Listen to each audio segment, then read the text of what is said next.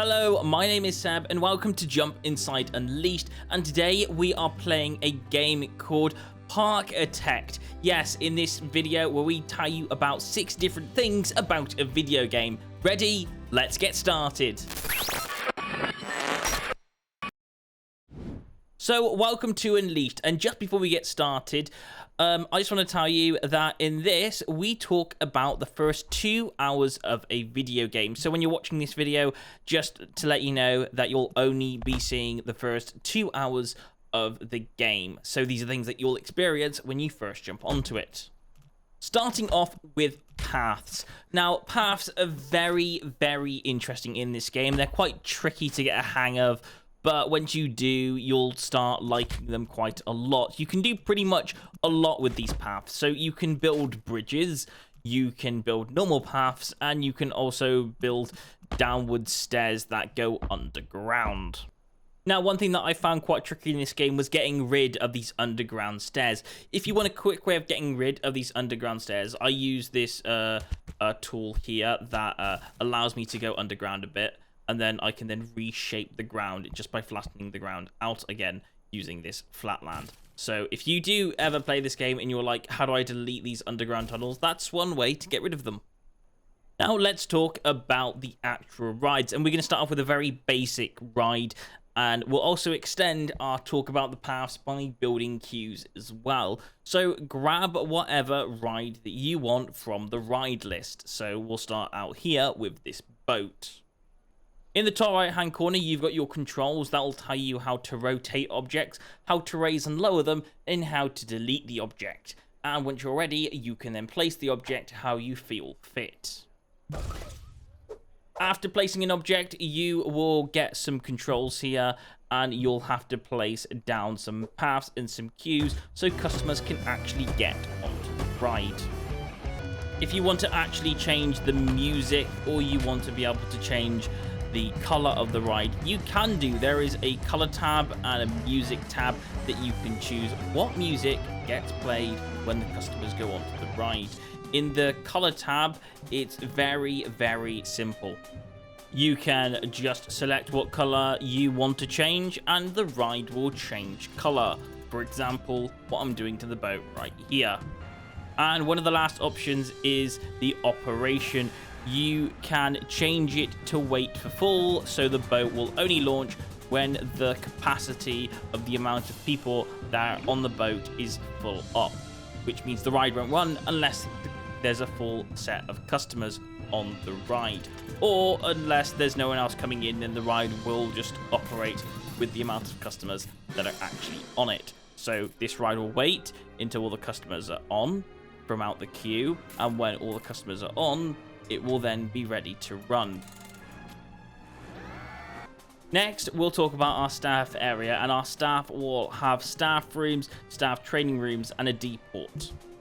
You also get these paths that only staff can walk on. These are called employee paths, and you can basically make an area that only employees are allowed to work and access.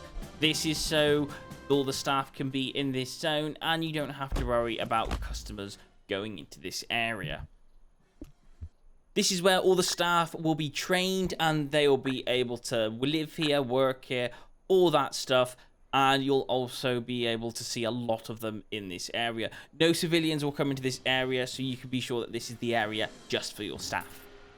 Now, you can also create zones as well as staff areas, and zones that look like this will appear a color, and you will be able to set staff to only work in one specific zone. So as well as being in the staff area, they will also go to a staff zone as well. Simply just click on one of your staff members, for example this dinosaur, drop down and click the zone you want them to work in. For example, I did the pirate zone, so now that staff member will be walking towards that pirate zone, and that will be the place where he works. It's that simple and that easy. Anyway, moving on to shops. Yes, you can build certain shops in this game. I'm adding in a popcorn stand, Chinese food, and I think I'm gonna add a drink location as well. I think I'm gonna add soft drinks. Now, the shops won't open unless they've got stock inside of them, so they will need to have transportations for their stock. The transportations come from over here, so that's where all your stock gets delivered at. You will need to build pathways around the back for your staff members to access the delivery section at the back of the shops, and the staff members that you will want to deliver are the transportation staff. The transportation staff are called haulers, and they will go to the stock collection, grab the stock, and then deliver that stock into the back of that product stall. That product store will be open and you'll be able to start selling items. Now let's talk about Terraformer, the terraforming terrain tool that allows you to transform your park's height and ground width. So this is very simple. You can go down, or if you want to, you can also go up. Or if you want to be fancy, you can go up and down, or down and up. If you've got a patch that is down, you can put water in it. So you can have lakes in this game, which is very nice, and they're very simple to make. Now, using what we knew about paths before, we can actually create this dome, and we can actually transform paths to go straight through in the middle of this terrain. And as the pathway, we've used the special tunnel feature. We can also airtight this pathway, making it so we can add in a lake on top of the path. So yes, in total, you can have an underground path, a bridge, a normal path, and now you can also add in an underwater path so they can see the water as they're walking along, which is quite fancy and it looks quite nice as well. I do like this. Next, we'll talk about this template tab. And in this template tab, there's loads of pre-built things. There's some rides, and then there's some coasters. So you don't have to build everything yourself. Some of this stuff is already here and already built for you. So we'll place down a Ferris wheel, we'll place down it in a corner spot, and we can just have a pre-built area built for us. Now, this game is a designing game, so yes, you might probably will want to design it yourself, but it's there just in case you want something done quickly. So there you go. There's a pre-designed area for the Ferris wheel. Now, we'll next start doing water rides, and water rides are pretty simple compared to roller coasters. You build a long line, and then you can build it going up, down, and around, and you can then bring it back to the beginning, and it will auto connect up, and you'll be able to have a lovely water ride running for your customers. It's a very simple ride. I love how the creation of this is, and it's very, very easy compared to roller coasters, which is what we'll talk about in a bit. Next, we have transportation rides. Transportation rides are very nice and very simple. Not as simple as the water ride, but they are still simple in their own right compared to roller coasters. Basically, what these are for is you build a long line leading to wherever you want. Whether you want to go around obstacles or go through them, it's completely up to you. When I say build them through objects, I mean terrain specifically, because you can't build through other rides or roller coasters or other tracks. So when you're ready, build a station, so you have 2 stations, and then loop that round back to the original station. Once that's all complete, you will then see new train tracks riding along the course of this train. You'll be able to activate everything, and trains will transport people from one station to another, allowing them to have quick access to get around your park.